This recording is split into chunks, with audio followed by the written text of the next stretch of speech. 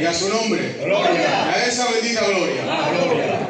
Amén. Agradezco al Señor el privilegio que me da de poder encontrarme en este lugar que es casa de Dios y puerta del cielo. Amén. Agradezco al pastor, al hermano Tío Buki, por la invitación de poder estar aquí con todos ustedes, que para mí es un privilegio y un honor. Amén. Vengo en esta tarde con una palabra que el Señor me recordaba, con la única intención, Dios lo sabe que es la única intención, de poder hacerles bien por medio de su palabra. Amén. No traigo ninguna capacidad porque no la tengo, no tengo nada que exhibir porque no lo tengo, sino que todo es de Dios. Lo poquito que tengo es de Dios. Amén. Amén. Y quiera Dios que en esta tarde el Señor nos salve. Amén. Que si hay alguna mente turbada, alguna mente llena de dudas, que el Señor por medio de la palabra venga como martillo que quebranta la piedra, desechando todo dardo del enemigo en el nombre del Señor. Amén. Quien tenga Biblia me acompañe al libro de Números,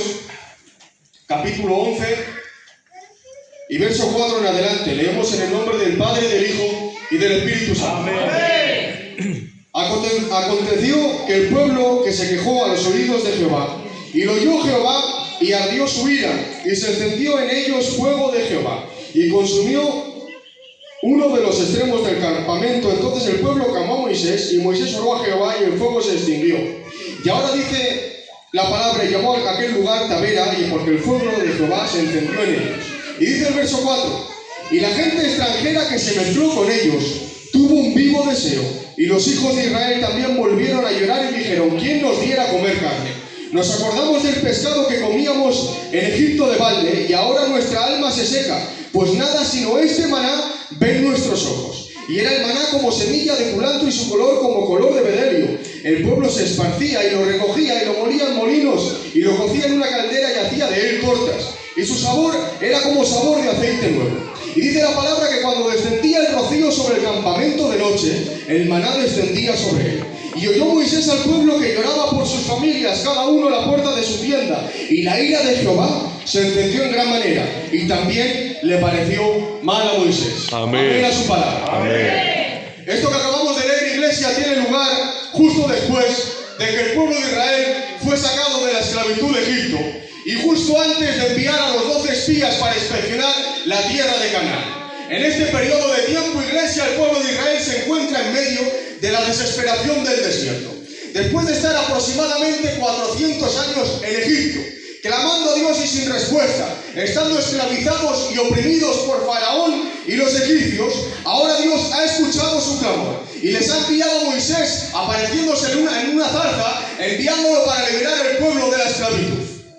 Y ahora, iglesia, cuando Moisés llega a Egipto, al pueblo podemos verle que se le hacía muy difícil llegar a creer en que Dios los iba a sacar, porque a causa de la grande oposición que Faraón ponía, cada vez que Aarón y Moisés venían y se presentaban ante Faraón, dice la Biblia, que el corazón de Faraón se endurecía y no les dejaba ir. Pero imaginemos por un momento, iglesia, cuáles fueron los sentimientos del pueblo en este momento. Aunque era totalmente imposible, finalmente podemos ver por medio de la palabra que fueron rescatados de Egipto. Amén. Pero aquí hay algo que se repite continuamente y que podemos ver a lo largo de todo el libro de Éxodo, y es la duda del pueblo. Podemos ver, iglesia, cómo Israel constantemente está dudando de lo que Dios está haciendo en cada momento, con una fe a trompicones, con una confianza frágil en el Señor, que conforme va avanzando poco a poco se va rompiendo. Al pueblo de Israel lo podemos ver continuamente atravesando fracasos, caídas y crisis de fe, desde el momento que salen de Egipto hasta que llegan a Canaán. Probablemente, iglesia, esta generación fue una de las más privilegiadas porque pudieron contemplar los mayores milagros que jamás nadie ha presenciado. Pudieron vivir en primera persona cómo el Señor enviaba 10 plagas a la tierra de Egipto y ellos salían ilesos. A ellos no les pasaba nada. Y también pudieron ver cómo el Señor en el día de la Pascua, cuando pasaba el heridor por las puertas, ellos eran liberados por la sangre manchada a los dinteles de las puertas, mientras los primogénitos de los egipcios morían en esa madrugada. Amén. Podemos ver, iglesia, cómo ahora salieron de Egipto dejando atrás la esclavitud, pero después de ver el poder de Dios para sacarlos al desierto, ahora viene la duda. Se encuentran con una grande oposición y se encuentran con el mar rojo delante, entre entre la espada y la pared y con los egipcios y Faraón detrás. Ahora, iglesia, el pueblo rápidamente empieza a desesperarse y no lo entiende, pero en este momento Dios toma a Moisés y es capaz con una simple vara de hacer que el mar rojo se abriera en dos y que el pueblo pasaría en seco. Se encontraron con muchas dificultades, pero en medio de todas ellas aparecía Dios para rescatarles y para darles la salida. Amén. Se encontraron ahora, iglesia, pasaron el mar rojo y ahora se encontraron con la oposición del desierto y otra vez se repite la historia. Dudaron otra vez de Dios. Pero aunque el pueblo estuviera cansado, lleno de dudas, además de esto hicieron algo peor. Hemos leído en la palabra que cometieron un fallo.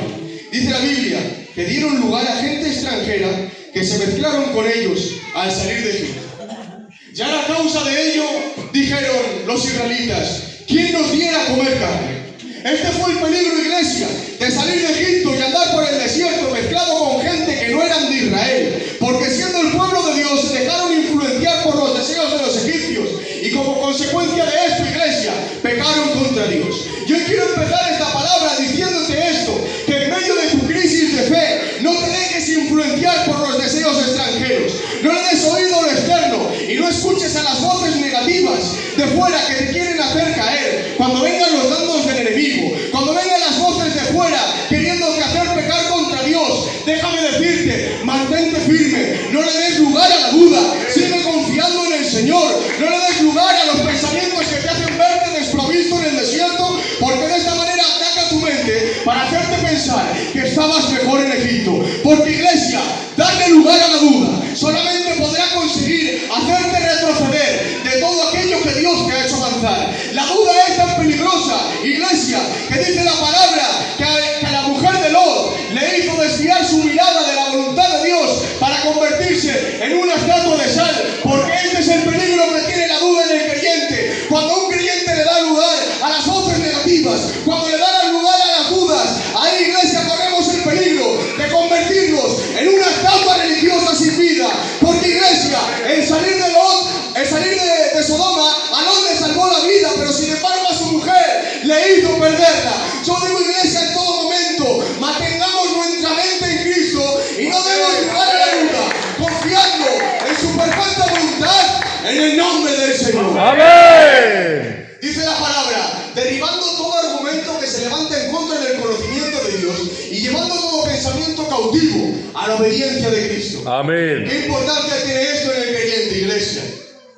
Pero aquí podemos ver cómo cuando te dejas influenciar por la duda, te dejas influenciar por lo externo, de esta manera despreció lo que el Señor les estaba dando. Despreciaron el maná. Gloria a Dios. Podemos ver, iglesia, cómo Esaú desperdició la primogenitura y en ese mismo momento perdió la bendición cuando se la vendió a su hermano Isaac.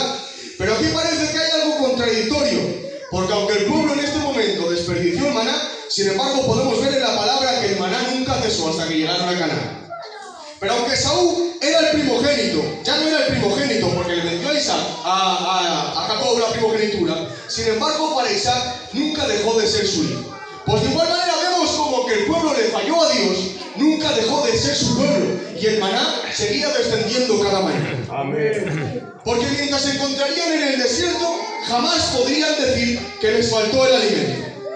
Déjame decirte, iglesia, que aunque desprecies lo que Dios te regala, su amor es tan grande que no depende de nuestras acciones, sino que depende completamente de su misericordia. Amén. Si recuerdan la parábola del hijo pródigo que todos conocemos, podemos ver cómo el padre le permite al hijo menor que se vaya de la casa, que se lleve todos sus bienes y que los malgaste viviendo perdidamente. Dice la Biblia que ahora este hijo pródigo, el hijo menor, se fue lejos a una provincia apartada y acabó perdido, acabado sin recursos. Y ahora dice la Biblia que no tenía ni para comer y que deseaba llenar su vientre de las algarrobas que tenían los cerdos. Ahora en este momento el hijo pródigo, volviendo en sí, dijo: ¿cuántos jornaleros en la casa de mi padre tienen abundancia de pan y yo aquí que perezco de hambre? Ahora reconoció su error y volvió en sí. Quiso venir a la casa de su padre, pero si se dan de cuenta, en este momento fue el hambre lo que le hizo ver las orejas al lobo.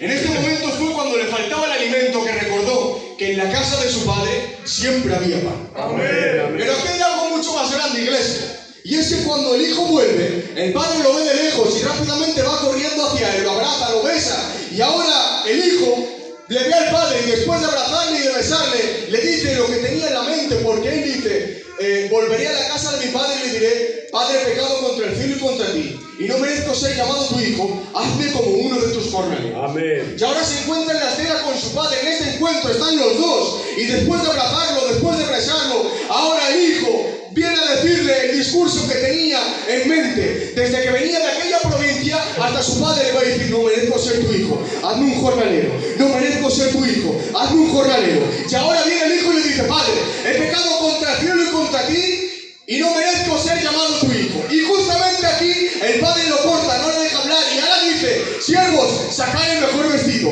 poned anillo en su mano, calzado en sus pies, matad el mejor becerro y preparemos una gran fiesta. Fijaros, iglesia, que el hijo vino suplicándole pan de jornalero, y sin embargo el padre le saca un becerro. Vino el hijo reconociendo que no merecía ser hijo y le pedía ser un jornalero, pero sin embargo el padre, viendo su actitud, viendo que venía humillado y contrito delante de su padre, no le hizo falta seguir hablando para pedirle ser un jornalero, sino que lo abrazó, lo recibió como hijo y le hizo una gran fiesta. Porque, iglesia, al hijo puede ser que se le acabaría el alimento, al hijo se le acabaron los recursos, al hijo se le acabaron los bienes, pero jamás se le acabó el amor del padre. Por eso, iglesia, más adelante también podemos ver cómo el pueblo de Israel también peca, también desobedece, se marcha de la presencia de Jehová, y tiene que escribir el profeta Isaías en el capítulo 1 y dice, cría hijos y los engrandecí, y ellos se rebelaron contra mí. El buey conoce su dueño y el asno el pesebre de su señor,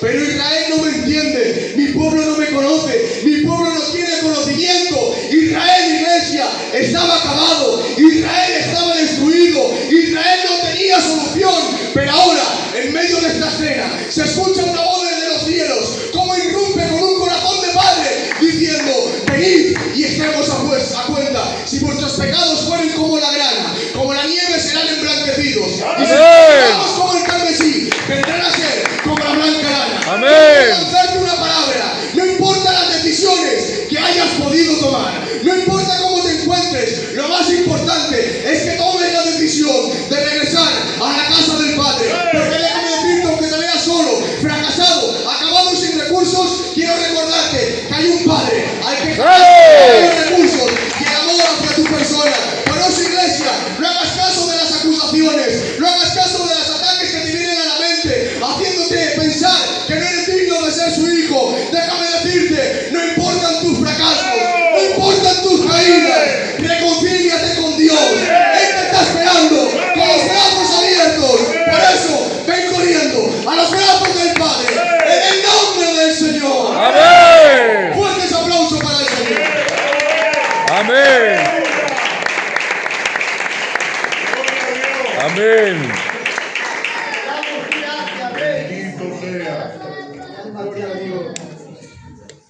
Leemos el Salmo 78.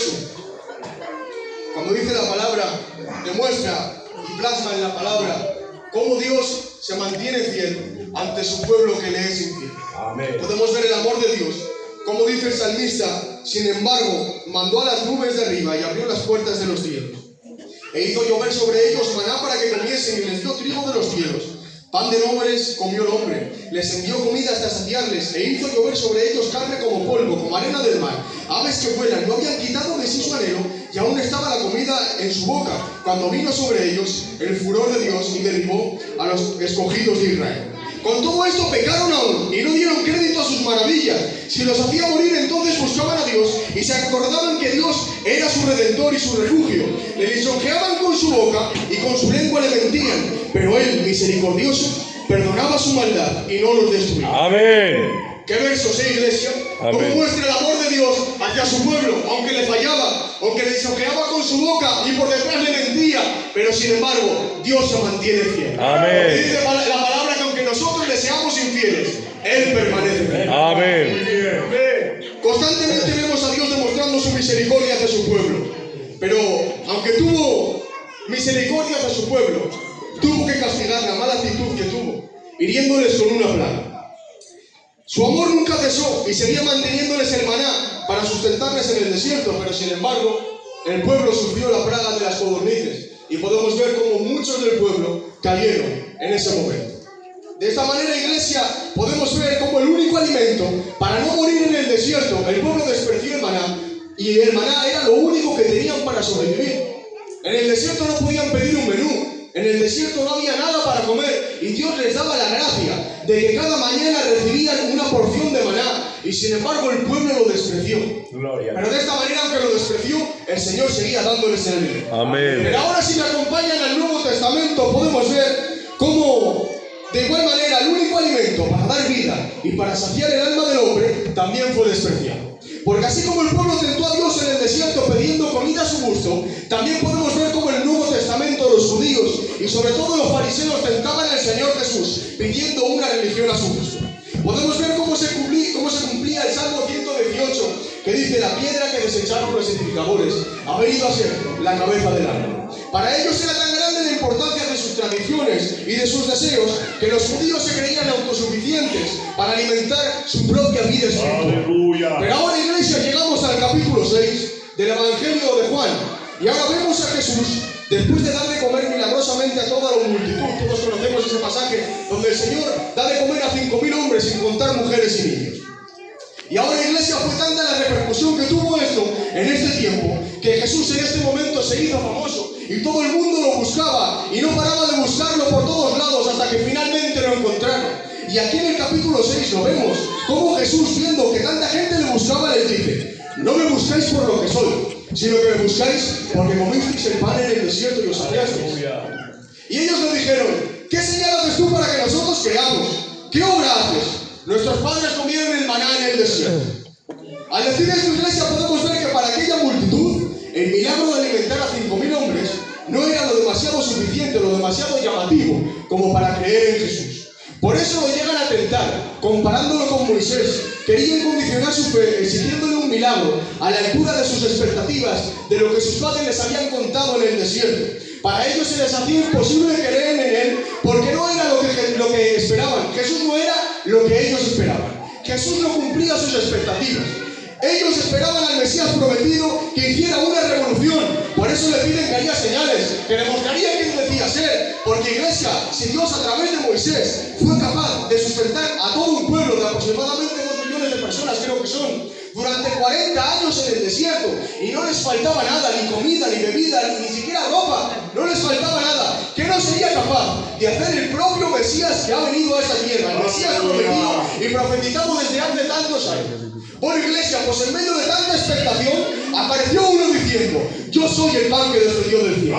Vuestros padres comieron el maná en el desierto y murieron, pero si alguno comiere de este pan, vivirá eternamente. Este maná, iglesia, tenía tanta categoría que prefería ser despreciado antes que ser comido por apetito. Por eso les dice: yo soy el pan de vida. El que a mí viene no tendrá hambre, y el que de mí bebe no tendrá sed jamás. Porque Jesús no vino a saciar el apetito de los hombres carnales, sino que Cristo vino a la tierra para que por medio de él, en este mundo de pecado, en este mundo de maldad, en este mundo que no hay salida, a través de él tengamos acceso al único alimento que es capaz de darnos vida y vida en abundancia, en el nombre de Jehová. Amén. Fue a través de él que nos ha dado el alimento para poder saciar nuestra alma. Amén. Y ahora, iglesia, para terminar el último punto, llegamos al verso 37, donde dice Jesús: al que a mí viene, yo no le echo fuera. Amén. Llevando todo este capítulo, todo este pasaje, leyendo acerca del maná, acerca del desierto, acerca de cuando los padres, que se refiere al pueblo de Israel, cómo fueron sustentados, todo el rato va sobre el que a mí viene no tendrá sed, el que a mí viene no tendrá hambre, y ahora dice: el que a mí viene, yo no le echo fuera. Yo, meditando en esto, pensaba: ¿qué quería decir aquí el Señor Jesús? Y me ministraba el Espíritu Santo, haciéndome entender que Jesús respondía a esto, porque cuando nada más salir de Egipto, cuando el pueblo de Israel pecaba, estaban acostumbrados a tener el respaldo de Moisés, intercediendo y hablando con Dios a favor de ellos. Y en cada duda, en cada caída, en cada fracaso, cuando el pueblo no entendía nada, ahí acudía Moisés. Y ahí estaba Moisés para calmarlos. Ahí estaba Moisés para darles la salida. El pueblo peca, el pueblo desobedece a Dios, haciéndose un becerro de fundición de oro. Pero ahí estaba Moisés para interceder por el pueblo cuando el Señor los quería destruir. Sin embargo, a través de la intercesión de Moisés, el pueblo siguió con vida. Y aquí, iglesia, llegaron a este punto en el que se quejaron tanto del maná que pidieron carne. Y ahora, en medio del desierto, Moisés escucha el lamento del pueblo. Moisés escucha la queja del pueblo y ya no aguanta más. Y le dice al Señor: conozco a todo este pueblo. Lo engendré yo para que me obligues a llevarlo. ¿De dónde conseguiré yo tanta carne para dar a todo este pueblo? No puedo yo solo soportar a todo el pueblo, me es pesado en demasía. Y si así lo haces tú conmigo, yo te ruego que me des la muerte para que yo no vea mi mal. Fijaros cómo aquí Moisés se quiere echar a un lado. Cómo aquí Moisés se harta. Moisés ya no puede más. Moisés ha visto al pueblo en sus horas bajas, en sus peores momentos, en sus momentos más críticos. Pero llegó a un punto en el que vinieron a Moisés y Moisés ya no quería saber nada de ellos. Fijaros, iglesia, cómo en este momento seguían teniendo la misericordia, la gracia del maná de parte del Señor. No cesó el maná seguía descendiendo cada mañana, pero sin embargo tuvo que herirles con la plaga, porque en este momento seguía la misericordia. Pero ahora Moisés se echa a un lado y ahora lamentablemente no había nadie que intercediera. No había nadie que intercediera a favor del pueblo, que los libraría de la plaga. Y aquí podemos ver cómo el pueblo sufrió la plaga de las codornices. Pero sin embargo, cuando vino el cumplimiento del tiempo para que el pan de vida viniera a esta tierra, tampoco había nadie que intercediera. Pero sin embargo, en esta ocasión fue el propio maná el que intercedía por el pueblo. Porque como el maná descendía sobre el campamento de noche, vemos a Jesús en la cruz, como en la hora más oscura seguía dando alimento. Y desde el Gólgota también se le escuchaba interceder por ellos, diciendo: Padre, perdónalos, porque no saben lo que hacen. Contra toda lógica humana, contra todo razonamiento humano, aquí, iglesia, era el propio maná el que estaba intercediendo por los que lo estaban despreciando. Cuando Moisés vio el pecado del pueblo, rápidamente pedía la muerte y no quería saber nada. Rápidamente Moisés se hace el longis y dice: Señor, yo no quiero saber nada de este pueblo, me es pesado en demasía. Y aquí, iglesia, el pueblo sufrió la plaga y fue herido de muerte. Pero sin embargo, cuando Cristo, viendo el pecado de toda la humanidad, estuvo dispuesto a morir siendo inocente para liberarnos del pecado, Él descendió del cielo para liberarnos de la muerte y del pecado. Y ahora, iglesia, llegamos al monte Gólgota de la calavera, lo vemos crucificado, lo vemos coronado de espinas, clavado de pies y manos y crucificado con dos malhechores, con dos ladrones a su lado. Pero en lugar de pedir la muerte como Moisés, para que todo el dolor pasaría cuanto antes, para que ese sufrimiento se terminara, sin embargo, iglesia, aquí ocurre algo diferente de lo que nosotros podamos imaginar. Aquí Jesús no pide la muerte, porque la cruz para Jesús no era un problema o una situación crítica que tenía que abandonar, una situación de la que podía pasar desapercibido. No, iglesia, la cruz fue el motivo para venir a esta tierra. No solamente eso, sino que en medio del Calvario, en medio del silencio del Gólgota, se escucha como un ladrón irrumpe en medio del silencio y le dice: Maestro, acuérdate de mí cuando vengas en tu reino. Y ahora, iglesia, Jesús no lo ignora, Jesús no lo desprecia, sino que se mira y estando en la cruz le atiende y le dice: tranquilo, que hoy estarás conmigo en el paraíso. ¿Qué gracia tiene, iglesia? ¿Qué categoría tiene mi Cristo? Que aun estando crucificado seguía restaurando, aunque estaba herido seguía sanando, aunque estaba desamparado por el Padre seguía dando esperanza, y aunque estaba a punto de morir seguía transmitiendo vida. Es por eso, iglesia, que quiero lanzarte esta palabra. Este es el sentir. No dependamos del ambiente, no dependamos de la circunstancia. Cuando vengan las dudas, cuando nos rodee la enfermedad, cuando nos rodee la tristeza, cuando nos rodee las ropas negras, porque tiene que venir, iglesia. Dice la palabra que en el mundo tendréis aflicción. Es verdad, iglesia, que en este mundo tendremos aflicciones. Es verdad que en este mundo tendremos horas bajas, momentos difíciles, momentos críticos. Pero es ahí, iglesia, cuando no tenemos que confiar en nuestras fuerzas, sino como David, cuando se enfrentó al gigante Goliat. Ahí estaba Goliat desafiando al pueblo de Israel. Nadie se atrevía a salir a pelear contra él. Y ahora aparece Goliat y le dice: sacadme a alguien que pelee contra mí. Nadie se atrevía a salir, nadie se atrevía a luchar contra él. Y vino un simple pastor de ovejas. Vino un hombre que no tenía nada, no había llevado una armadura. Podemos ver en la palabra cómo dice la Biblia que Saúl le vistió de sus armaduras a David, pero David no pudo dar ni 2 pasos. Porque en esta lucha, iglesia, todos méritos humanos, todas capacidades humanas solo harán que estorbarnos. Cuando vengan las tristezas, cuando vengan las dudas, cuando vengan los temores, cuando venga la circunstancia crítica, ahí no nos tenemos que armar de nuestra valentía, no nos tenemos que armar de nuestra experiencia, de nuestros años que llevamos en el culto. Yo no me puedo armar de que soy predicador o de que soy candidato o de que soy de la iglesia, que soy del culto, no. Eso no sirve para nada. Eso muchas veces simplemente hace que peso, simplemente te hace que cargarte más. Iglesia, en esta lucha no valen las armaduras humanas, dice la palabra, sabiendo que las armas de nuestras milicias no son carnales, sino poderosas en Dios para destruir las fortalezas. Por eso, cuando te enfrentes a tu gigante, dile, tú vienes a mí con ansiedad, con depresión, con amargura, con enfermedades, pero yo vengo a ti en el nombre de Jehová de los ejércitos. ¡Amén! Es el mensaje, iglesia. No dependamos de los hombres, no dependamos de los méritos humanos, dependamos única, exclusivamente de Dios, de Dios, de Dios. ¡Amén! Fuertes aplausos y que el Señor les bendiga mucho. Amén. Muy bien, amén.